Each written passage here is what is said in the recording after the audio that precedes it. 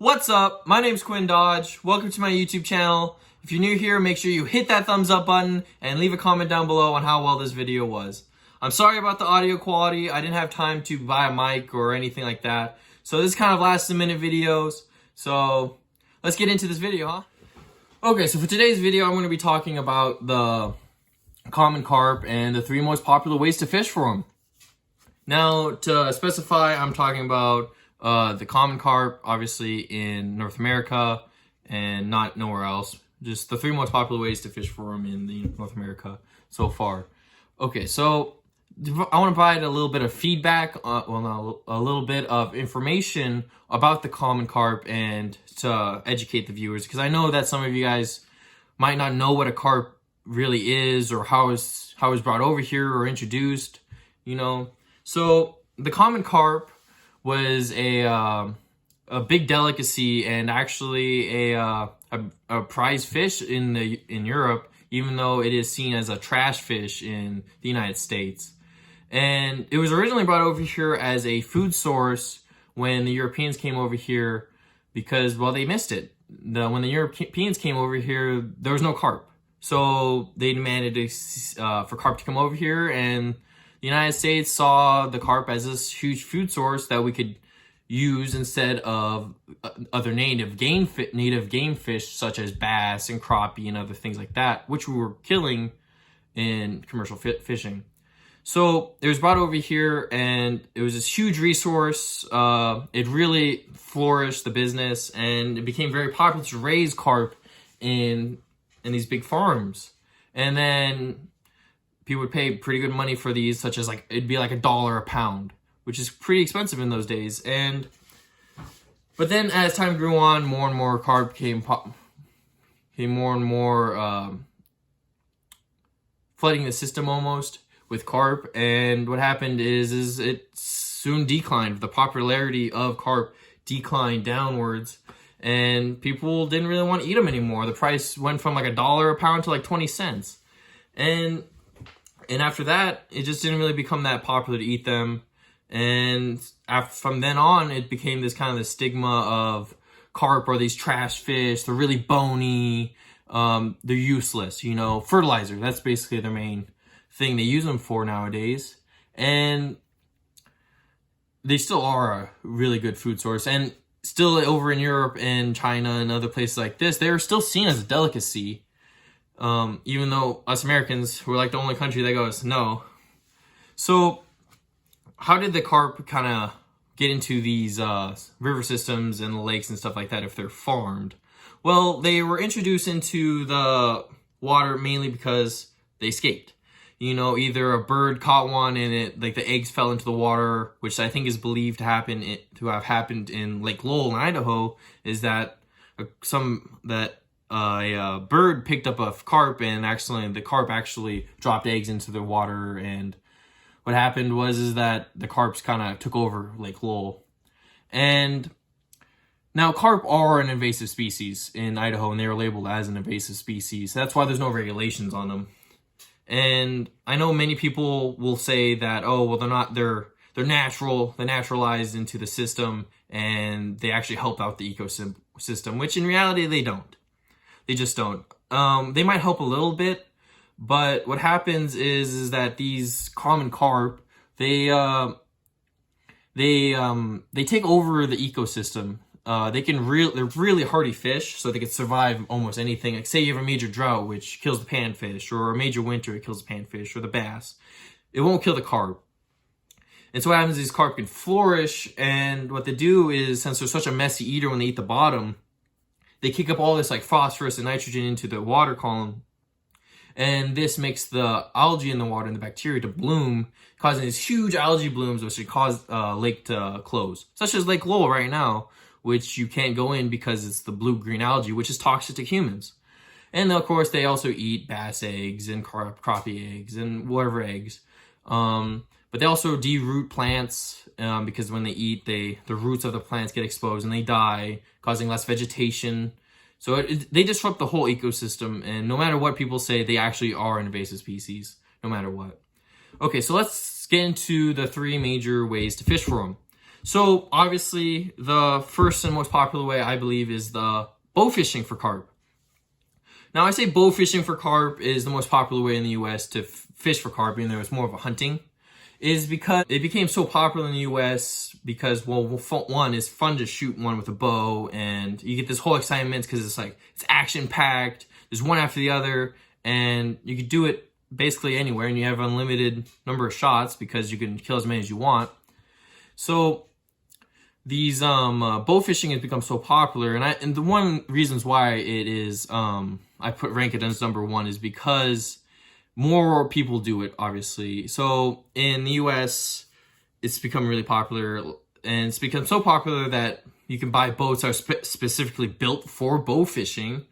Like, they have these big platforms, and you can shoot off them. They have these major lights on them. They have all these things to help you bow fish for carp, and it's become really popular. And it's really easy to get into. With like $130, around 100 to 200 bucks, you can get into it easily, and you can kill as many as you want. And yeah, you can kind of do whatever you want with that. And the second most popular way is bait fishing. Now, bait fishing, what I mean by bait fishing is like throwing a hunk of corn out there, or worms, or any other specific bait for carp. Now, I would say bait fishing is the second most popular in the US because, besides bow fishing, because less people specifically target for carp than they would for like catfish.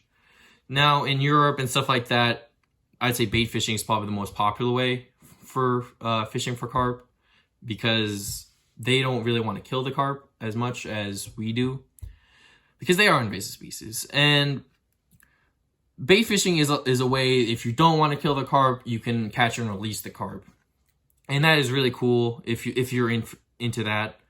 And it's also a really easy method to get into. It's way easier to get into bait fishing for carp than bow fishing, because you could just use your own catfish rig. You can easily use a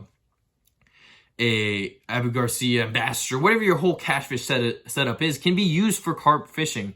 Now, later down the road, if you get more into carp fishing, you can obviously buy like Euro carp rods and all this other fancy stuff that has like these bait runners, and you can use all these fancy rigs, like a hair rig, and all this other stuff. And now I know that's a lot of terms thrown at you, and you might not know what they are, but obviously, most of you guys know catfish setups. The catfish setups would be like the Carolina rig or a high-low rig. These rigs are very easy to rig. Maybe not the high-low rig, but the Carolina rig, super easy to rig. It's probably really popular to tie that, and it's very popular to use that for catfish. And you can use the same setup for carp. Now, also is the bait. You can use worms, corn. You can make a pack bait even. A pack bait is basically a bait that you can pack around lead and the hook, and when it hits the water, it explodes and causing kind of a chum in the water, as to say. Now in Idaho, you are not allowed to chum the water, and I did a lot of reading into this because I wanted to use pack baits. And I would define, so chumming is considered throwing food into the water, or bait into the water that's not attached to your hook. So, when you use a pack bait, you mush the pack bait around your lead, and you hook your hook into it, and you throw that out, and that wouldn't be considered chumming technically, because you're hoping that the bait falls off the hook in the lead.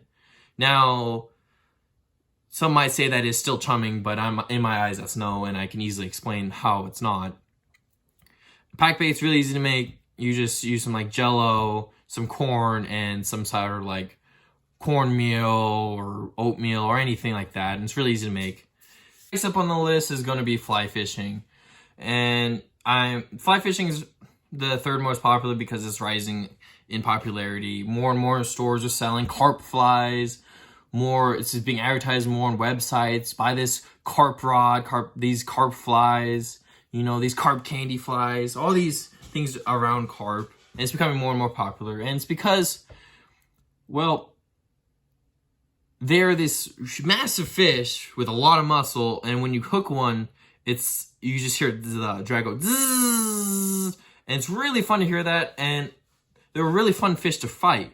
Some might call them the redfish of the freshwater redfish, and that's a little stupid in my opinion. Just call them the carp, give them the, the kudos they deserve for being this type of fish. Now, it's gaining in popularity, and it's really easy to kind of get into, but a lot harder than like bait fishing and bow fishing for actually catching one. Because they're really picky on what they eat, and it's going to be harder for them to eat like this little fly that compared to like a piece of corn or some piece of food that they smell, they could tell, So they're going to be more attracted to the big pile of bait, or, like big pile of bait and not the little carp fly, Now, that makes them more of a challenge, and that makes it more exciting, you could say. And you can go after them with your 6-weight rod, your 5-weight rod. Now, that could be a little light, some might say, but you can still do it. I can go after them with my 6-weight fly rod, and, you can use your same setup, for bass almost. Just up it up a little bit. Just need a large arbor reel. And, yeah, it's just carp fishing has grown in popularity, for fly fishing, and I'd like to see where it goes with that. It's still gaining popularity, and maybe it passes bait fishing when it comes up later. Now, all these methods can help with the problem with a carp, and it's kind of up to you on helping or not. So, carp still are invasive species, obviously, and like me personally, I don't really want to unethically kill something just to kill something and not use it. I would like to put it to some sort of use. If you're down for that, that's okay, I guess. I just find that a little unethical. Like just shooting them and then just cutting their bladder and just letting them fall and thing. Now, I guess that provides for the ecosystem. I don't see that as cool. Now, like me personally, if you catch one, I would dispose of it, and I would use it as catfish bait. They can make excellent catfish bait. You just cut them up into little chunks, and you got catfish bait. So now you can go catfishing more, it's cheaper, and it's just it's more ethical to do that than just leave them on the bank, which is illegal to just throw one onto the bank, by the way. It's considered littering. And if you do that, you're a little messed up to do that.